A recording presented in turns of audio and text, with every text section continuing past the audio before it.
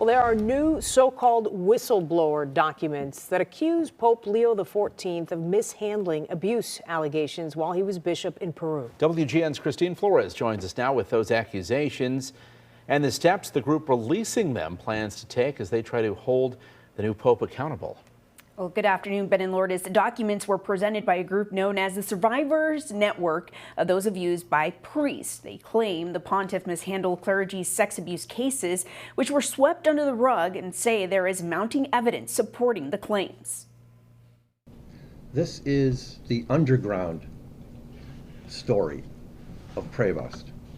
This is the side of him and his management and his decisions that we're finally being able to bring to light.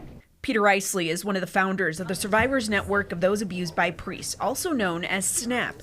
The group filed a complaint on March 25th against then Cardinal Prevost with the Vatican Secretary of State, claiming he abused clerical power in the handling of abuse cases. The reason we filed that complaint, and we filed 6 of them at that time, so it wasn't because of any personal vendetta that we had against Prevost. He held this very important position at the dicastery for bishops, where he was then put in charge of managing, the conduct of all of these bishops around the world. It raised alarms for us, and we believe that what we had seen in their open letter reached, a level of proof that we needed to demand an investigation, and that's what we did.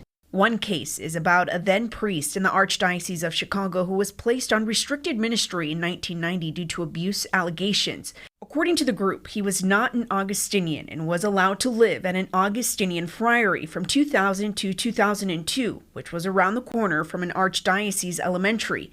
The second Chicago case is about a principal at a Catholic high school with reported history of abusing children between 2006 and 2010.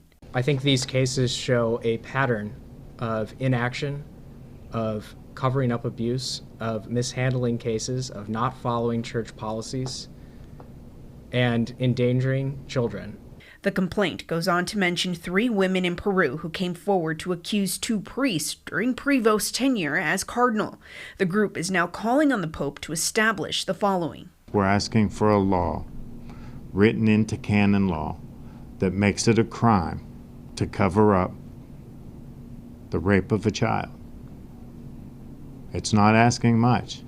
There is no crime, there is no law on the books right now that has a punishment for helping to cover up for child rape. We have reached out to the Archdiocese of Chicago for comment on these cases and have not heard back yet. The group says they have received lots of pushback from the Vatican and cardinals from around the world who have told them multiple times Pope Leo did everything right and handled the cases properly. Back to you guys in the studio. All right, we'll take it from you, Christine. Thank you.